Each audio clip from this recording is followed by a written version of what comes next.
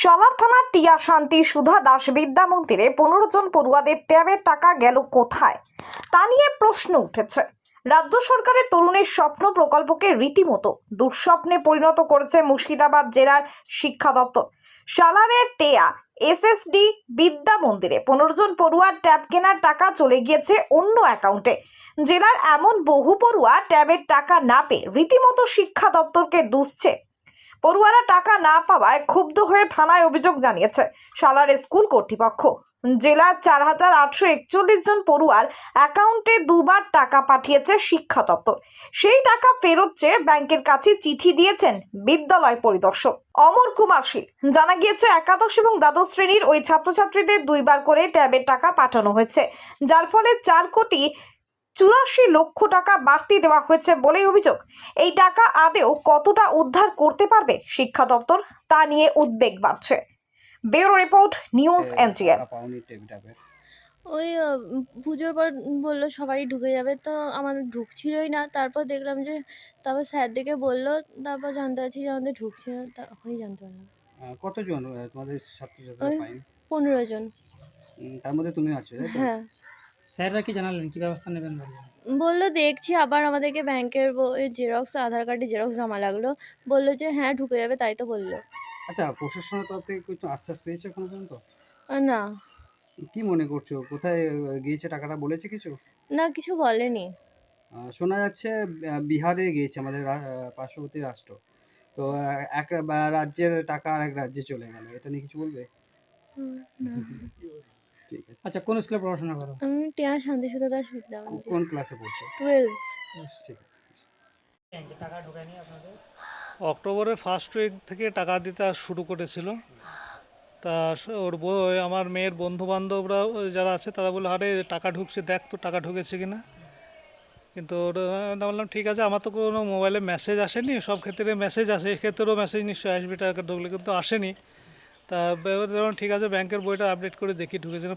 পাশে আমার একটা সিএসপি আছে, সেখানে আপডেট করে দেখলাম যে টাকা ঢুকেনি।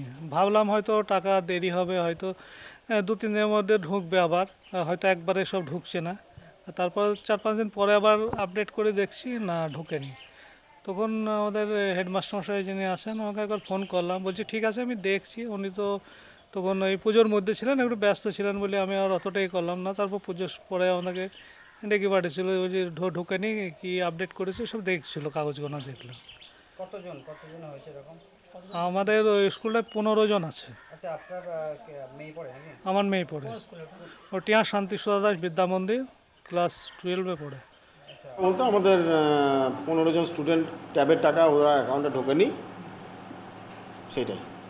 আচ্ছা, ওটা কোথায় গিয়েছি মনে করছি? মনে করার কিছু নেই, এটা প্রমাণ আছে। এটা আমরা ওদের কাছে পাওয়ার পরে আমরা কাগজপত্র রেডি করে কোথায় কোথায় গেছে সেই অ্যাকাউন্টগুলো নিয়ে আমরা স্টেট ব্যাংকে যোগাযোগ করি, এবং তারা মানে ম্যানেজার যিনি আছেন ম্যাডামের সঙ্গে কথা বললাম। উনি বললেন, আমি বললাম যে আমাদের ডিটেলস রিপোর্টটা দেবেন, যে যে অ্যাকাউন্টে গেছে সেই অ্যাকাউন্টের ডিটেলস রিপোর্টটা দেবেন, এবং আমাকে যদি অ্যাজ আর্লি অ্যাজ পসিবল দিলে ভালো হয়। বললো ঠিক আছে, আমাকে কালকে আপনাকে আমি দিতে পারবো।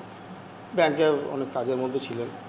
ঠিক আছে, দিয়ে পরের দিন ডিটেলসটা নেওয়ার পরে আমরা ডিআই স্যারের সঙ্গে যোগাযোগের পরে উনি বললেন যে আপনি একটা এফআইআর করে দেন।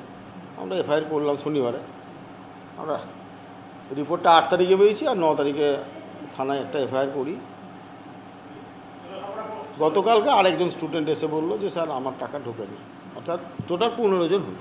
এর আগে 14 জনের ছাত্রছাত্রী, এর আগে 14 জন ছিল, সেটা একটা বাড়লো 15 জন। আচ্ছা, ওটা কোন ক্লাসে? ওরা 11-12। এবার তো তরুণের সামনে দুটো ক্লাসকেই দেওয়া হয়েছে। আচ্ছা, ওই আপনার কোন জায়গায় দেখা যাচ্ছে যে ডাবল টাকা যাচ্ছে, আর আপনার আমাদের স্কুলে কোনো ডাবল টাকার ব্যাপার নেই। আমাদের স্কুলে 15 জন টাকা পায়নি, এটাই হচ্ছে একটা মাত্র। তাহলে কি আপনাদের টাকা ওদের কাছে যেতে পারে বলে মনে করছেন? বলতে পারবো না, কারণ আমাদের যাদের টাকা পায়নি বা অন্য অ্যাকাউন্টে গেছে, সেই অ্যাকাউন্টে যে রিপোর্ট আমরা পেয়েছি ব্যাংক থেকে, সেই রিপোর্ট আমরা অলরেডি অফিসিয়ালি জানিয়ে দিয়েছি, থানায় জানিয়েছি। সেখানে দেখা যাচ্ছে এগুলো এখানকার নয়, আমাদের মানে পশ্চিমবঙ্গেরই অ্যাকাউন্ট নয়। কোথাকার ওটা কিষানগঞ্জের একটা ব্রাঞ্চের অ্যাকাউন্ট। ওটা স্টেট কোথায়? কিষানগঞ্জ, বিহার। বিহার স্টেট। আচ্ছা, তাহলে কি ওই টাকা ফেরত পাবেন বলে মনে করছেন?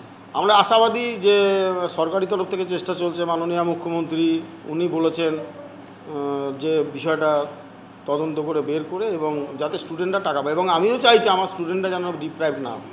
স্কুলের নাম কি?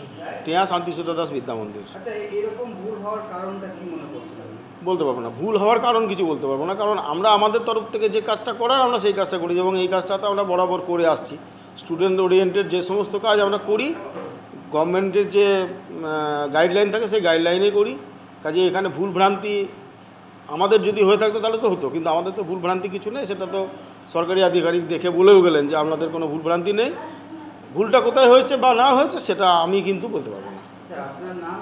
অলোকনাথ দে, রেজিস্ট্রেশন হেডমাস্টার, কোন স্কুলে? টেয়া শান্তিসুধা দাস বিদ্যা মন্দির।